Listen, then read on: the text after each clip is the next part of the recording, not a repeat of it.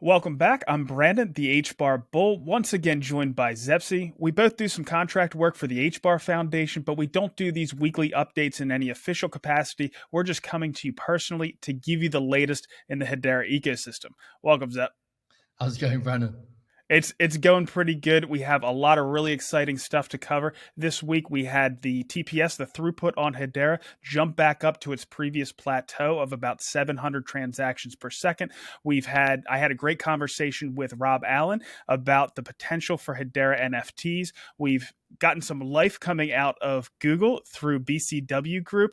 And I also had a really good conversation with Warlock and Key. He is the creator of Grelf, and that was a fun conversation as well. But as always, none of this is financial advice. Use it for entertainment or educational purposes only. So to dig in first here, Zep, let's go over the BCW Group news. For anybody that doesn't know, BCW Group is very active within the Hedera ecosystem, and they obviously have some ties here with Google Cloud as well. Some of their subsidiaries include Arkhia, which is an infrastructure provider in the Hedera ecosystem. We also have our premier bridging solution in Hedera, Hashport, and they also have MoonPay. But they made a post in Google Cloud's blog, which was really interesting. So they start off with an editor's note saying, today's blog discusses the efforts by Arkhia, the organization developed by BCW Group, to provide infrastructure as a service and Web3 backend solutions for blockchain and DLT developers in the first of 3 posts. So we have more comments up, but they go on to say the first product outlined in this series, Arkhia, focuses on the Hedera network infrastructure. Hedera has seen some of the largest inflows of Web3 developer activity over the past several months, which Arkhia is poised to serve with infrastructure and API solutions. A little bit later in the blog post, they talk about their integrations with both Hedera and Google Cloud. They say the robust and wide-ranging data services on Google Cloud, such as BigQuery, Dataflow, and Airflow, along with core infrastructural offerings such as cloud load balancing and cloud storage, have enabled Arkhia to build out a highly scaled, wide-reaching application that transforms a DLT into a data lake. This merges both the worlds of analytics and observation with participation, meeting the demands of internal and externally oriented strategies. Arkhia meets both postures simultaneously by creating access to the unique service layers of Hedera, by building a workbench of tooling around the core, out-of-the-box Hedera Hashgraph services, such as HCS, and of course that's our notary service, Hedera Token Service, and the mirror node layers, access points for data and transactions are merged. This also enables technology teams to build effective technologies and strategies as they venture into the DLT wilds. So Zeb, what was your take on this blog post? We've obviously seen Google as a part of the council for a while now. We've seen recently, we saw one of the developer advocates of Swartz Labs on their YouTube channel. And so I think, in my opinion, obviously, what Arkhia are doing here is, it's essential for the ecosystem, having these sort of more private mirror nodes, taking a bit of stress off the current public infrastructure. All of that was necessary. But to see that they've got this partnership with Google Cloud, i.e. a governing council member, and that Google Cloud is looking not just at Hedera, the layer 1 itself, but also to the other ecosystem partners and doubling down on them, I think that's really good for us in the long term. And of course, to have that support, knowing that it's one of 3 blogs upcoming, there is obviously a strong relationship there. I'm excited to see, a lot of the words that were used in there, such as the most developer activity in the last 3 months, one of the chains with the most, talking about sort of private and public networks, talking about Hedera's enterprise grade. There's a lot of bullish sentiment in there. And again, it's a governing council member stepping up and preaching the Hedera word. And, what better person than Google?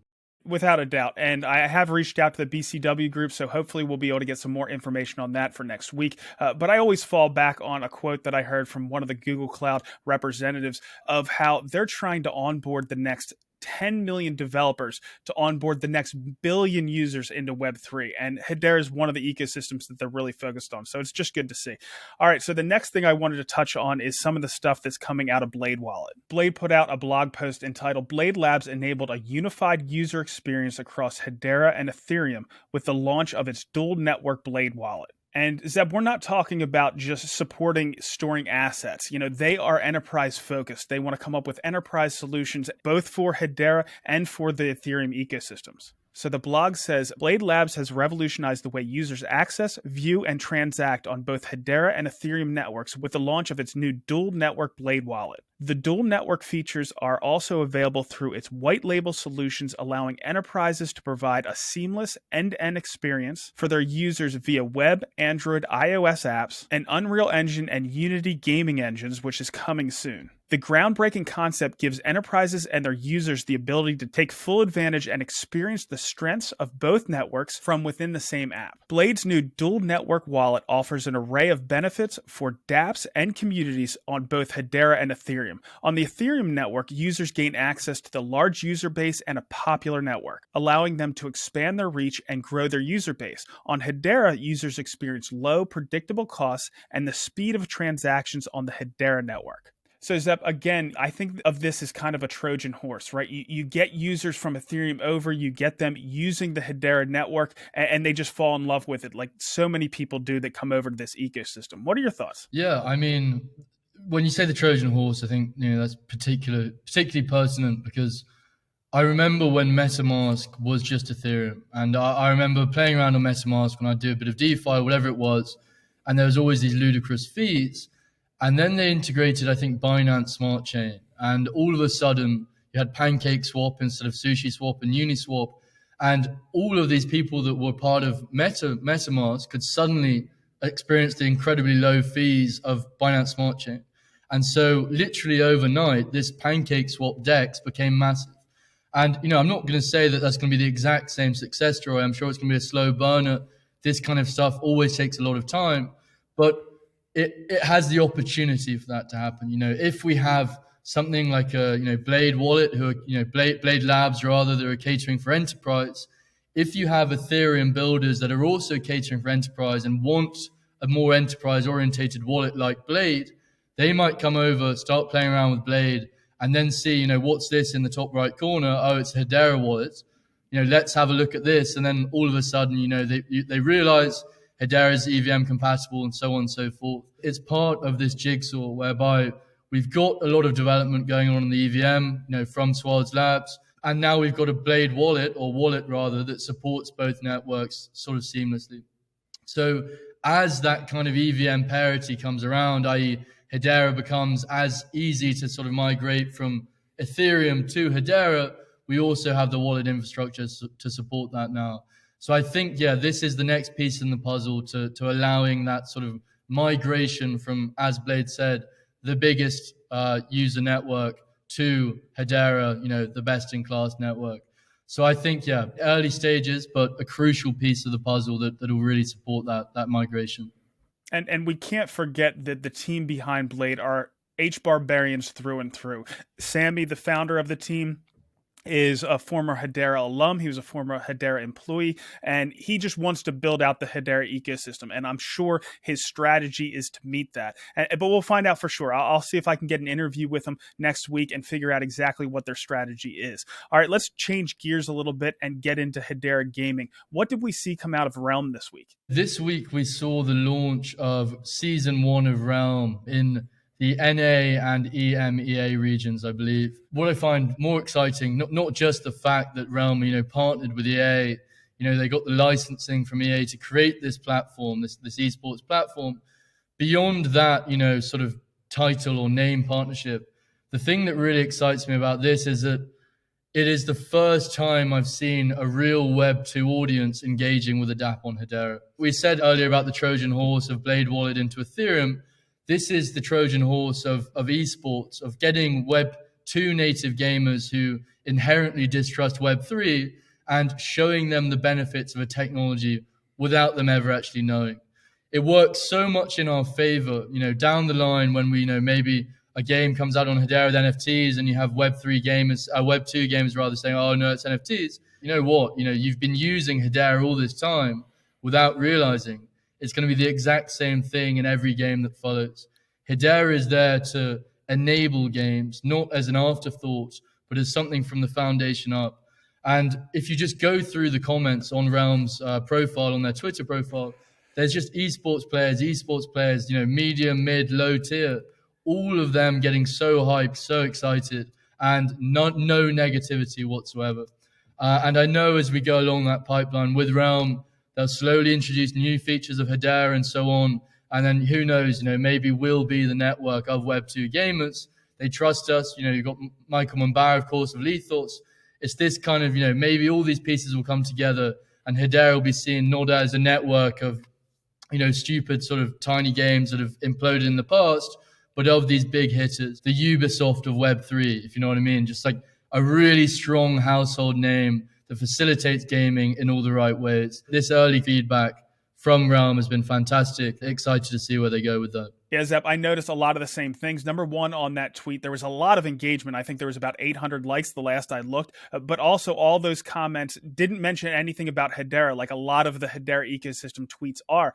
It was just all gamers talking about how they can get access, how they can compete, and everything else. So it was just good to see. But you're right, there is that stigma around NFTs. And I had a great conversation with Rob Allen. He's the Senior Vice President in charge of Ecosystem Acceleration at the HBAR Foundation. And he gave us some insights on, the broader reach of NFTs and the potential we're going to see in the future. So listen in. Hey, Rob, welcome back. How's your week? Hey, Brandon. It's been a pretty busy one as usual, but great to be here. Well, good. So today we're going to be talking about NFTs, but a little bit more broadly, I think, than they're normally discussed. But let's start with the basics. What is a non-fungible token? Let's take it even further back to basics. So what is a token, right? So a token is one of the core primitives of distributed ledger technology assets. And a token represents many things, but it's a digital asset that represents primarily a property right. So I hold the keys to an account or wallet on which a token sits, then I can pretty much do what I want with it. This is the traditional form of tokenization on distributed ledger technologies. And we have fungible ones and we have non-fungible ones. Fungible means that it's exchangeable, like for like, such as a cryptocurrency. So an HBAR is a fungible token. A stable coin, which represents a real-world asset that is in itself fungible. So something like gold or something like $1, those things are fungible. Everything else is non-fungible. So everything else that we can tokenize in terms of real-world assets or digital assets that are more esoteric or metaversal are non-fungible. So we can characterize those as maybe serializable, so things with a serial that is not the same. Those that carry metadata or some metadata that make them unique or parts of collections are non-fungible. And that potentially extends to things like security tokens or other types of real-world asset. But we tend not to think of NFTs as all of those things, but by definition, they actually are. So, when we say that the future is tokenized and that everything is going to be tokenized in the future, it pretty much means everything other than those digital assets that we think of as programmable money or some kind of exchange medium. Everything else, everything from digital art through digital representations of goods, or even tickets for token gating, for other interactions online, they will all be NFTs. So it's a really, really exciting area of the distributed ledger technology, which is kind of under considered at the moment, given this last couple of years of NFT craze. Well, and I think that's because often, it gets boxed into the very first use cases, some of the first proof of concepts that have come out. But like you've already kind of touched on, there's so much more potential for non-fungible tokens. But, can you go into some more detail into some of the other industries and use cases you see leveraging NFTs? Yeah, so, one of my favorite subjects is sustainability in The Guardian. Guardian tokens are effectively non-fungible tokens. They are tokenized assets which carry all the metadata that represents the project that created them and the credentials of the authorities that signed off on that data. That's a perfect example. They're actually semi-fungible, but we probably won't go into that today because non-fungibility is contextual for me. So if you and I want to exchange something like for like, and we don't care about the metadata, then actually that's a fungible interaction. but someone else might consider those data points that those things carry as important, and therefore apply a price differential to them. So that's a really interesting aspect that we'll explore in the future. Something like real world assets. We've been talking a lot about Fresh Supply Company, and David talks about avocados and other agricultural produce. Because Hedera is such a scalable network, we could go down to very, very small items. And as long as we maintain the peg, if you like, the relationship between the physical asset and its digital twin in the parlance, then there's nothing really that we can't digitize or create a digital twin of, or twidgetize, which is a word that you've coined and will be in the Oxford Dictionary next year, no doubt. So the supply chain uses of NFTs or digital twins are really important, I think. The ability to create at a SKU level, at a unit level, a digital twin of a real world item, and then track and trace it down the supply chain, with it containing all the provenance of its creation, potentially even all the sustainability and emissions tracking data and certification of compliance as part of its production. All of that makes those products really important from a commercial perspective, because now a producer and a distributor of real-world goods have the ability to demonstrate to both their supply chain and their customers the provenance of the product and its compliance, et cetera, et cetera. And because we're on a public ledger and because we're on a scalable public ledger, then those things can be demonstrated to auditors or to importers, to customers, of course, and all be independently verifiable. So that's a really, really important aspect of NFTs too. And then, of course, those crossovers that I mentioned. So, provenance could actually carry emissions tracking data as well. And I see no reason why the Guardian couldn't be used or repurposed for supply chain creation of digital twins of products as well. So that's super exciting. Soulbound tokens. There's a lot of talk about soulbound tokens. They're effectively non-transferable NFTs, badges, if you like. So we're seeing quite a few use cases for things like that, SBTs. And of course, ticketing, collectibles, art, and all the things that you're doing in Twigital. So why don't you tell us a bit about that? Oh, you're going to push me into a shameless plug. Go on, man. Gratuitous. Yeah, so Twigital, I think I've explained it several times, but it's just what we think is the easiest way to wrap physical items for use throughout Web3. And we use photogrammetry, and we're looking at some other things that we can do, but we think photogrammetry right now is the best way to do that. And you create these 3D assets of an object, and then you can tokenize them using Hedera. And Hedera has some attributes with their NFTs that make them very useful for this. The first thing is you can have multiple files. So you can have the top file, for example, the semi-famous Bas Rutten and Georges St-Pierre glove from Karate Combat, which are also, of course, building on Hedera.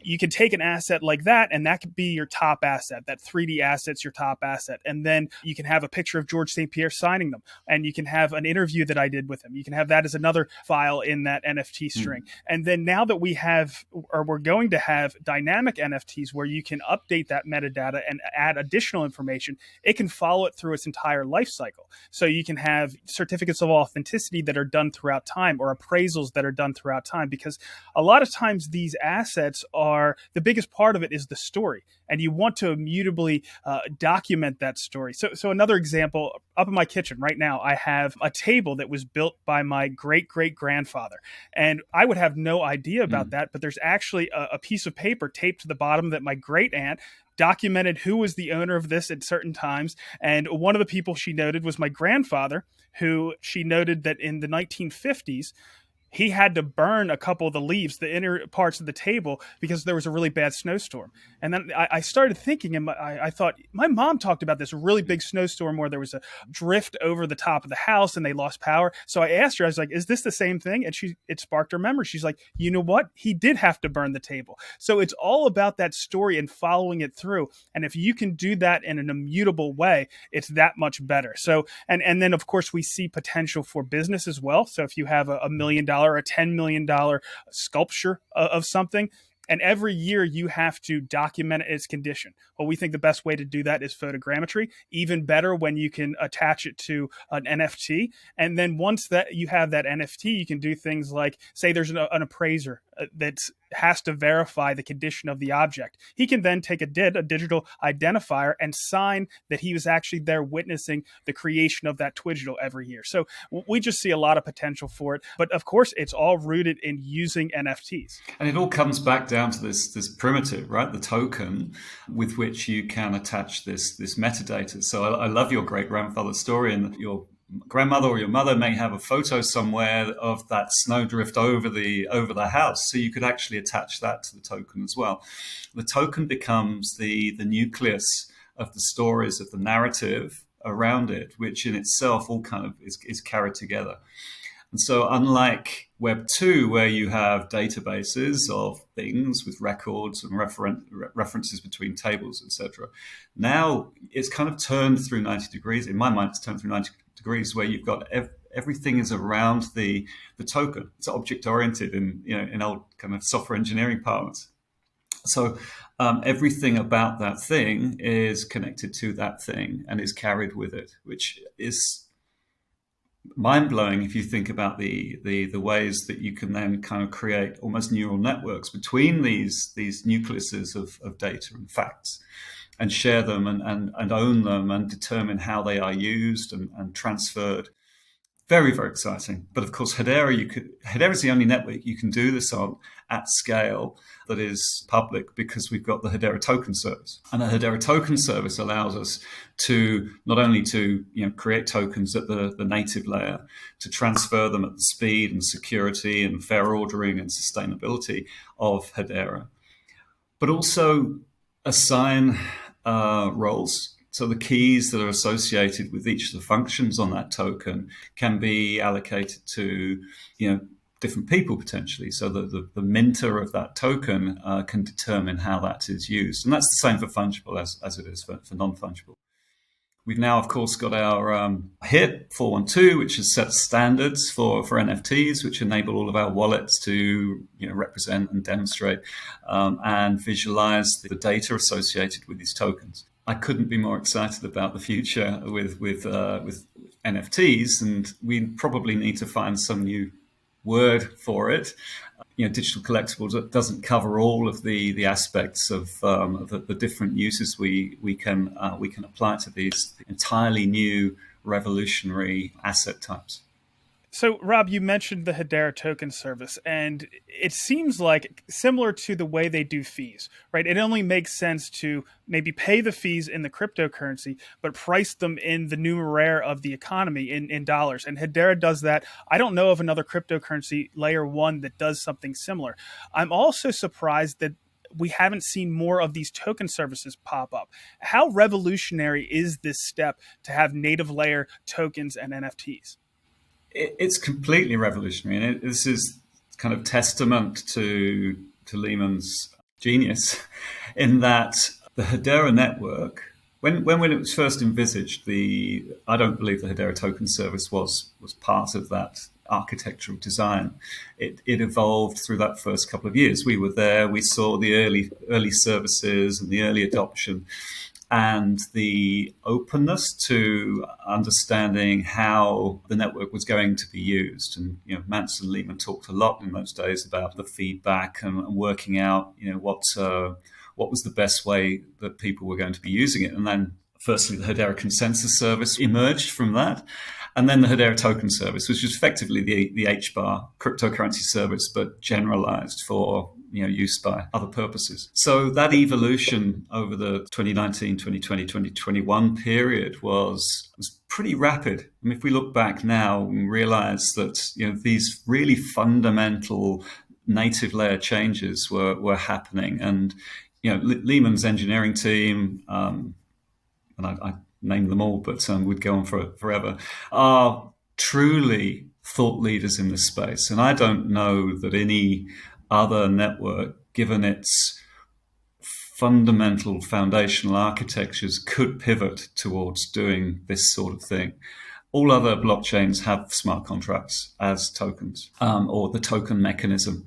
And however fast turbocharge you apply to the virtual machines, the EVMs that on which those smart contracts run, there's always a compromise in my mind for blockchains. There's always a compromise. So getting to the native layer is something that they would have to be retrofitted. And in engineering terms, if you start retrofitting rather than designing from first principles, something breaks, or there is a compromise that has to be made. Because we haven't done that, because we've evolved it from first principles in the same way as Lehman designed Hedera from first principles and not as a variant of blockchain, variant of Bitcoin, like pretty much every other of the first two generations of blockchains.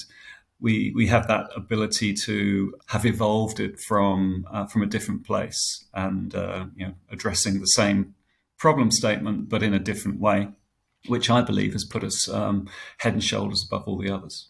Well, it's funny because, you'd think you'd be able to bolt these on to some of the other layer ones, but it's really not possible. One of the examples is the new gossip protocol that they developed that has yet to be reintroduced to mainnet, but it drops the time to finality by 2 seconds. And I asked them, I'm like, well, could a lot of these platforms use gossip protocols? Could we just, could anybody use this? And like, no, it's really made for a hash graph. So other similar graph type layer ones may be able to use it, but blockchains would not be able to use it. So it's not as cut and paste as you might think on these layer ones.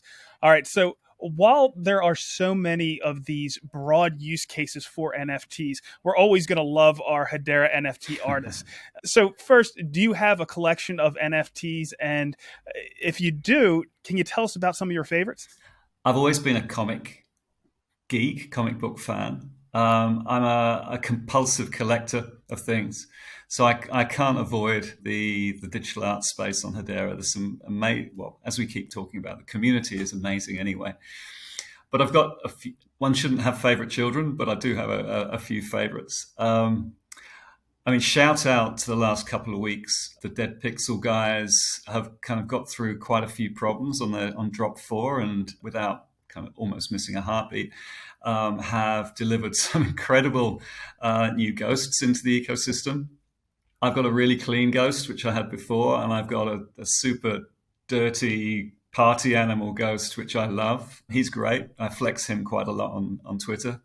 We've got the koala guys, and I've talked before about what we're doing with Ant Middleton and the sanctuaries here in Australia to protect and preserve the koala population. So I love their purpose and their value.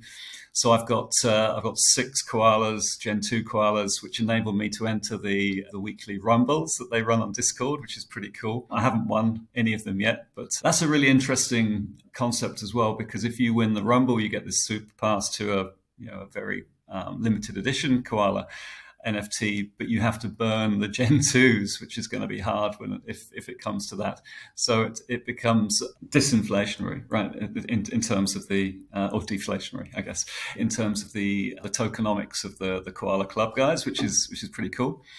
Couldn't miss out on the Ashfall comics. So I've got 2 sets of Ashfall, and we've just dropped episode 6, which is cool. So I've got a full set of those now. I've actually got an OG collection of crypto gremlins, which had back in the day when GoMint was creating these gremlins, and I've only just kind of re-established my love with the gremlins. I had a handful, and I've gone and bought some more off Zeus Market now that they've converted them into the new 412 format. Batty Hattie sent me a cool HBAR Barian with a shark tooth, so I'm a fan of that one. And of course, there's the new Citadel hardware wallet, which is coupled with this amazing idea that Andy's had to issue NFTs associated with it. And the Knights of the Citadel are just amazing art with 3 tiers. So you buy an NFT and then you get access to or whitelisting for 1 or 2 or 3 of these hardware wallets, which look cool themselves, but the NFTs are even cooler. So I bought the Nature Knight, of course, because it's kind of eco and sustainability focused. And then I saw the Golden Knight, which is the one that you get if you collect the whole set. And because I'm a compulsive collector, like I said, I had to I FOMO in and buy them all. So I'm now going to get 6 of these Citadel wallets, which means that pretty much all my family are getting hardware wallets for Christmas.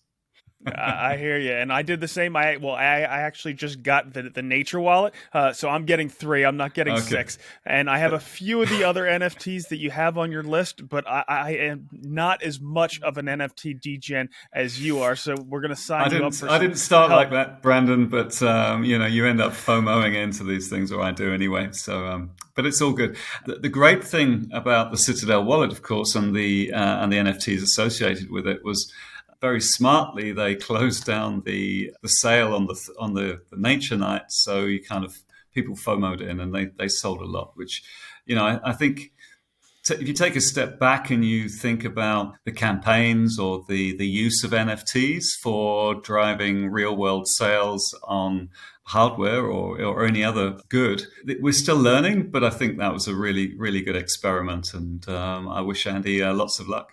Yeah, I agree. And Headstarter is really good with strategy with those different NFT drops. So shout out to them. Absolutely. But Rob, as always, thank you so much for swinging by, and we'll see you next week. Thanks, Brandon. See you next week.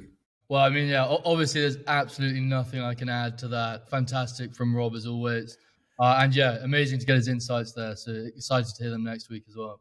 Yep, absolutely. And the only piece of negative news I have this week we'll cover next. And a tweet put out by Hedera pretty much explains it. They said, "We are aware of a number of community-led pages and pieces of content being flagged on Facebook for copyright infringement of the Hedera brand and or being removed without warning. This is not being triggered on our end, and we are actively investigating the issue." So, Zeb, there had been a lot of work that was done on Facebook, a lot of it by HBAR.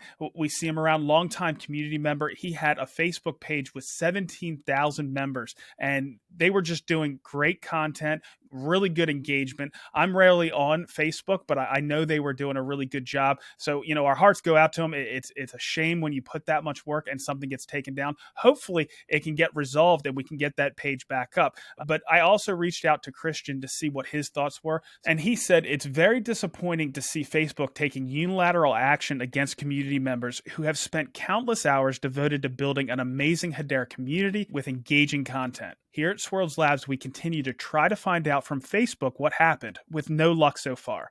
We so appreciate this community, and I look forward to a day where there are viable, decentralized alternatives that take away the ability of a centralized monopoly to exert their power over us." Yeah, I mean, it's certainly disappointing to hear the news there. HBAR has been as you said, a massive proponent of Hedera, had a very, very active Facebook page. And yeah, if that's not recovered, then that really is a big loss. So yeah, shout out HBAR for everything he's done. And I hope he stays as motivated and we can get that page back from him in the future. Yeah, without a doubt. And, I understand how hard it is to put this content out. But there are places where we don't reach. There are so many social media platforms, whether it's Reddit, whether it's Discord, whether it's Facebook, that we don't reach. And I know a lot of my content finds its way onto some of those platforms. And I thank everybody who does that. You can take pieces from my video. You can do whatever you want. You can chop it up. You can ask me to get pieces of the video if you want to highlight anything from these shows or anything that I produce, because, it's all about working together to get the word out about Hedera. All right, so the next thing we wanted to cover is pretty much Hedera and their work with universities. And the first thing I wanted to get into is the Duke Hackathon. What can you tell us about that? Yeah, so very exciting again this week, as Hedera strengthens its inroads into the universities globally. Of course, last week we had the DLT Science Foundation created by UCL, a governing council member, but also LSE, IIT Madras, University of Singapore, and the University of Zurich. So 5 big universities on there. And then this week, we've seen that Duke University, which is one of the biggest business schools, which, like you said to me earlier, their old coach, one of their old coaches, was part of the Olympic team in the US. They've got a lot of clout across a lot of different verticals. And so we've seen them team up this week with Hedera, again, another university, for a Web3 conference and hackathon. So again, we're going to some of the smartest students in the world. We're introducing them to Hedera. And I'm very excited to see where this goes. And again, building on the things we've heard recently in the Google Cloud reports, some of the most developer activity is happening on Hedera at the moment. And that's because of the brilliant world of Swirls over, with their extensive developer relationship program. And this is another addition to that. So excited to see those figures only go up there. Well, certainly university is a good place to focus. The one thing that I think about is, if you're a professional developer, right, you have your job to do and you have things you need to focus on. Where students, they get to experiment more, and using new technologies like DLT is a great place for them to start and kind of stretch their legs. So, of course, it's a great place for us to focus as well. We also had some really good insights from the founder of Lumos in our Twitter space this past week around the same things. So listen in. Let's start with the fact that I think we have the most number of engineering colleges in the entire globe in this one country. Like, put all the engineering colleges across the globe and add 2x it, and those many colleges exist in India, right? So we have a lot of engineers graduating on a yearly basis, computer science, information technology, folks that understand the basics of how the internet works, right? So this base is very, very helpful for us to get started, because they already know how data structures work. They know how centralized systems work. And now it's about them unlearning and learning about how decentralized systems work, right? And teaching them the basics isn't that hard. Now, we are a story of numbers, or, quantity and not quality. And that's the change that we want to bring in at Lumos, right? Bring in the best of the devs to actually build out innovative solutions out of India. So it was great to hear from Lumos again. They've doing great work with sort of developer advocacy in India, hosting these hackathons and hosting these kind of developer courses. And on that note, we actually had the introduction to Cohort 1's victors yesterday. What we learned from that was that there was over 500 applications to the Hedera Lumos program, shortlisted to, I think, 20, and then into the final 3. And I was super impressed by all the projects, actually. The first one in particular, called Alive Music, originally built on Ethereum. They then tested out the waters on Hedera. But they create this kind of metaverse embedded into music. So it's sort of, I remember back in the day when, you'd have your iTunes up and you'd see these sort of wave patterns happen on the screen. And that was the most immersive thing in the world. I used to sit there watching it for hours. And now they've gone 15 steps ahead, and every track is is connected to its own metaverse. So you can fly around these worlds, these rather beautiful worlds that can be anywhere from sort of a Minecraft style all the way to something touching on realism. And you can really be as immersed as possible.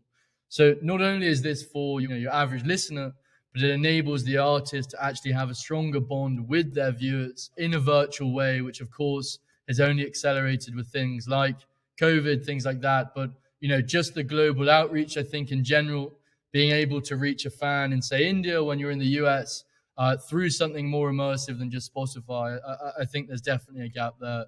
So that was great. And then in second place, we had Carpine, who, similar to kind of Avery Dennison in a way, they're doing these sort of RFID tags. They were mainly focusing on sort of luxury retail and digital twins.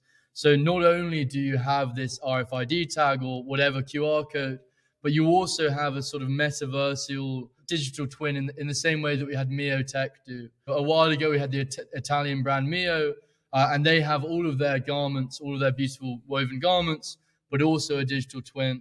So what Carpine is doing here is interacting both the supply chain and the digital twin. And I think they've got something else with the Internet of Things there, which we'll learn more about. I suppose that's just sort of for triggering certain events in the supply chain. But we'll learn more about that in the future. And then last of all, we had Stream NFT. And so this is bringing more utility to our ever expanding NFT ecosystem and enabling things like sort of financialization through loaning, through lending, through ticket gating, subscriptions, all kinds of different stuff. It's another utility layer to the existing infrastructure that we have. I think for gaming and other things like that in particular, it could very well play a strong role there if the games decide to adopt it. So 3 very different use cases there, all in line with the verticals that the foundation is approaching, and all seeming really high quality and building on. When you look at some of the previous hackathons, there's been some great things in the past. I think these 3 in particular show that we're attracting a high quality of builders as we move forwards, and I'm excited for the future cohorts. So that's one of the things that Kavya, the founder of Lumos, mentioned is there's such a huge quantity of developers there and projects there. Once you get to the top level of the teams, you have some really impressive products. So I think what Lumos is doing is really impressive. All right, Zep, let's take one of our hard left turns. We're going to get into Hedera meme coins. One of the most popular is Grelf, and we caught up with longtime community member Warlock and Key. He actually had some really interesting insights around why it's beneficial to have it and some of the origin story. So listen in. So to start off, what is Grelf and why was it created? Okay, so Grelf, based off a character I created called Gerbert the Grelf. He's bald, he's ugly, he's off-putting. He talks like this. And the way I created him is I used to do promotional videos for my Creets NFT project where I was the Warlock, They were kind of all the same. It's just like, Ooh, it's me, the Warlock, and I'm going to sell this thing. And they were fun for a bit, but I got bored with them. And so I was thinking, like, what kind of new thing can I do? And I was like in the shower thinking about it. And I just started talking like this, and it just made me laugh a lot.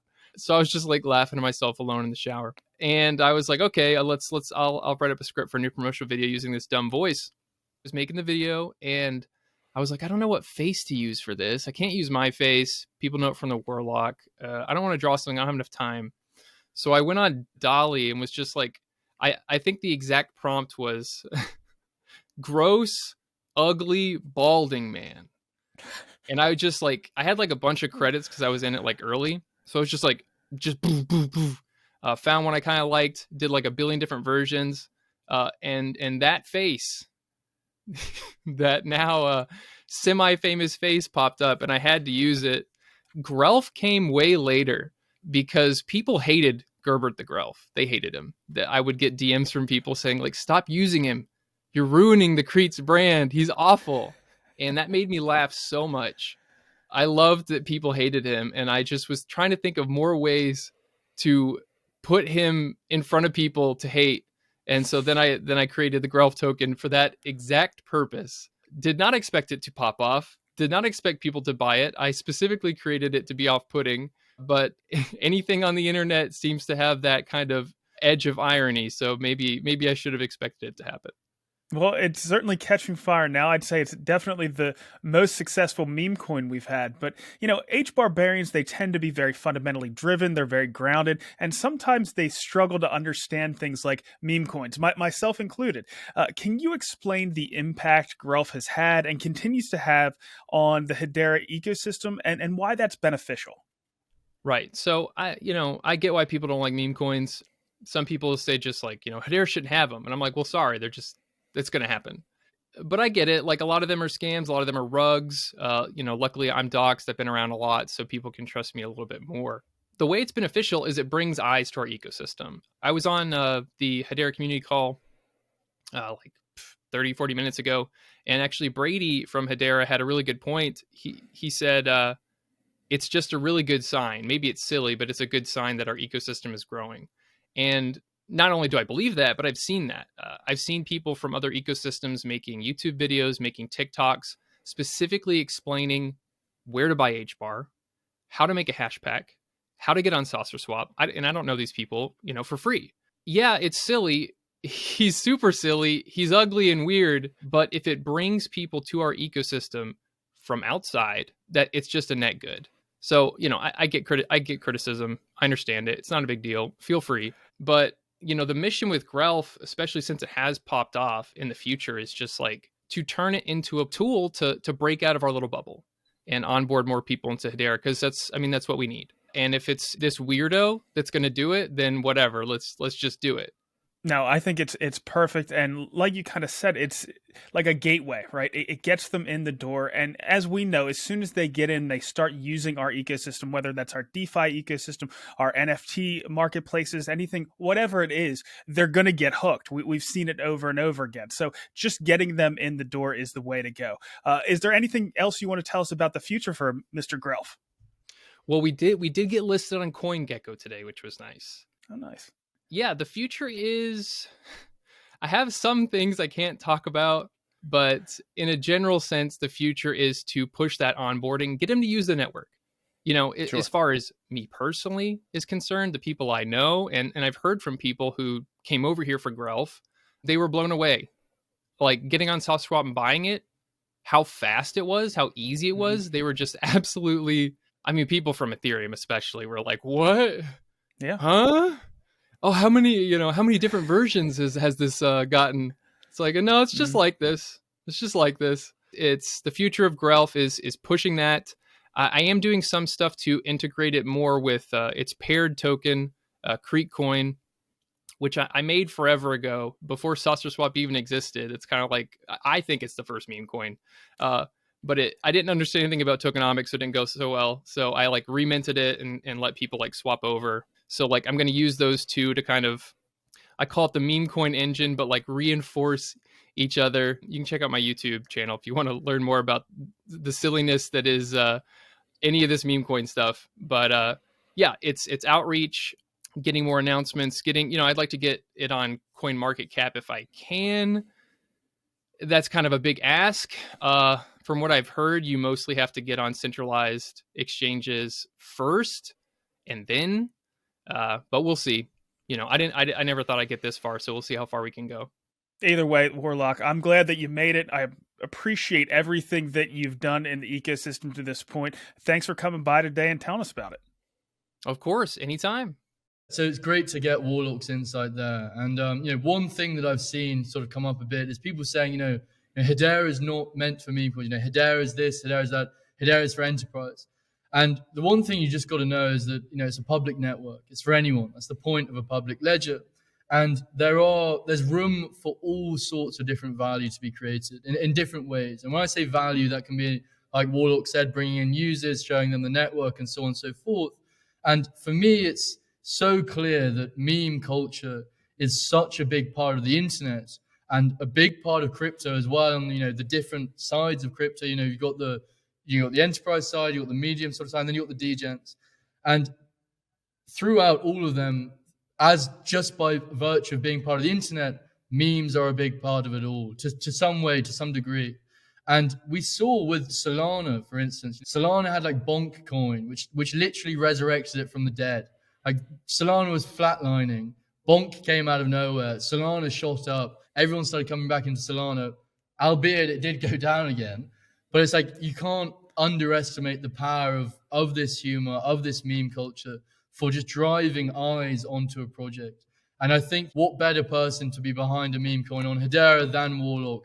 Someone who cares about the network, someone who's been a part of the network for a long time, and someone who has the network's best interests at heart. To me, no, not financial advice at all, but it's like I feel like I can trust Warlock, to be a representative of Hedera through his meme coin. And it's difficult to say that about a lot of other projects on other networks where you don't know who's behind it.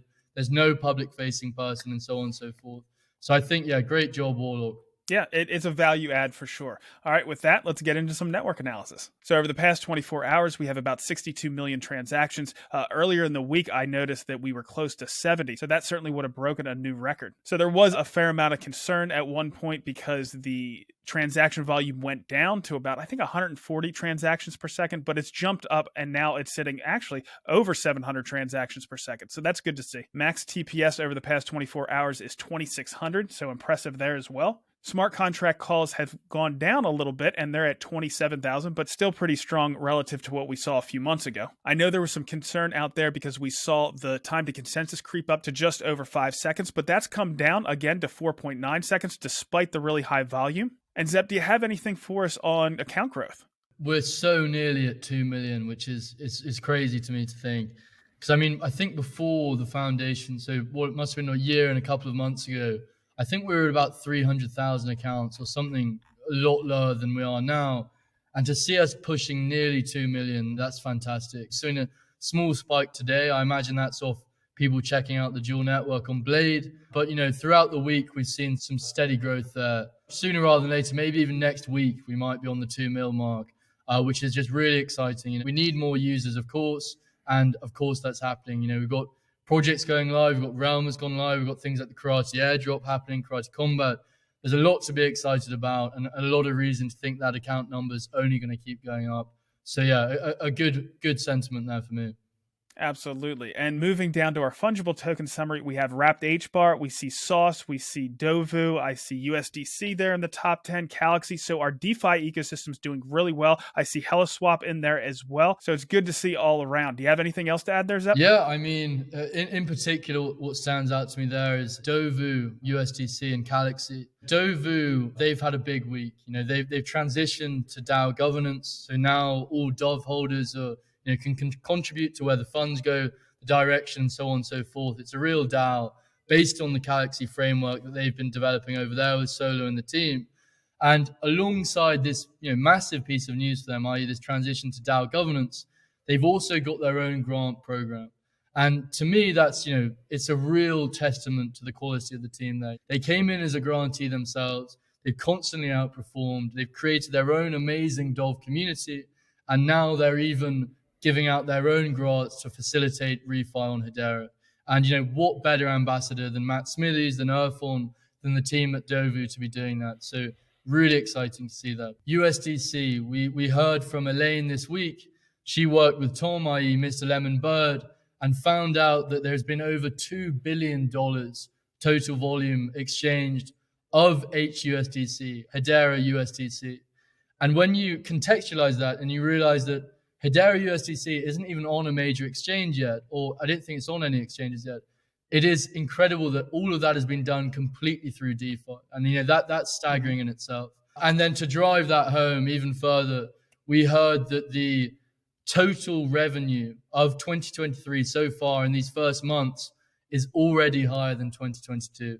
So we're outperforming. We haven't even done our first quarterly report yet, review, and we're outperforming 2022. So all round, great news for us at Hedera, definitely. And we'll go ahead and jump into our NFTs. Of course, Ashfall's ruling there. The cosmetics company, every week, week in and week out, you see them in the top 10. That's ElfU. But we also see pandas and wizards. Zep, is there anything else you'd like to cover as far as NFTs? I know we covered it fairly thoroughly with Rob, but do you have anything else for us? So the Ashfall exclusive episode 6 of their comic book got dropped. Hence, there's a lot of transactions there. And it was the exclusive one that you got for owning all 5 covers.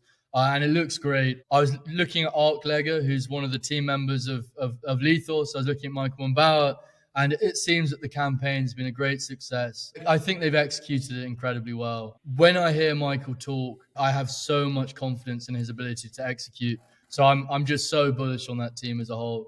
I know they've got some new founders tokens coming out soon. They're updating their tokenomics and lots of different things. So there's a lot of exciting things to come there. So definitely worth to keep an eye out, always.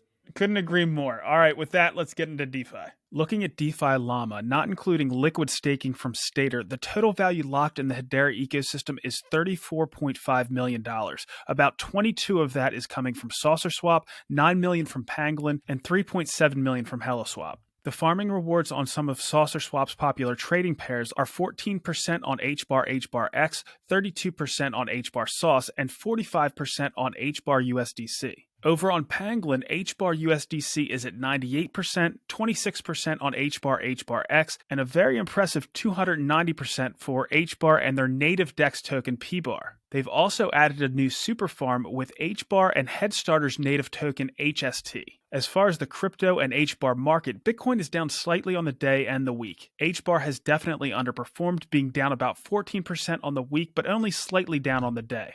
Now, yes, we have underperformed, but these markets move in phases, and we're still up about 75% on the year. With HBAR currently sitting at about 6.5 cents, it's broken support at about 6.8 cents, which might offer some resistance if we start to head north. It does look like we're catching some support at the current level, but if we continue downwards, 6.2 cents may be a key level.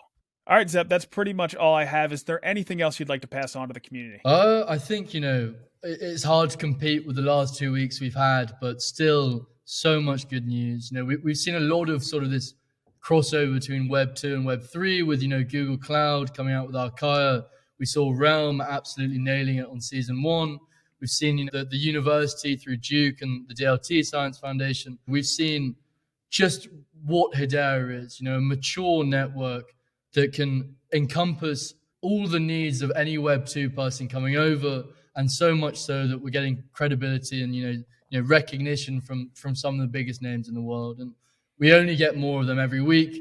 This week it was Google Cloud and other of our applications like Round. So all in all, another strong week for Hedera, and hopefully, fingers crossed, we'll be at 2 million accounts next week.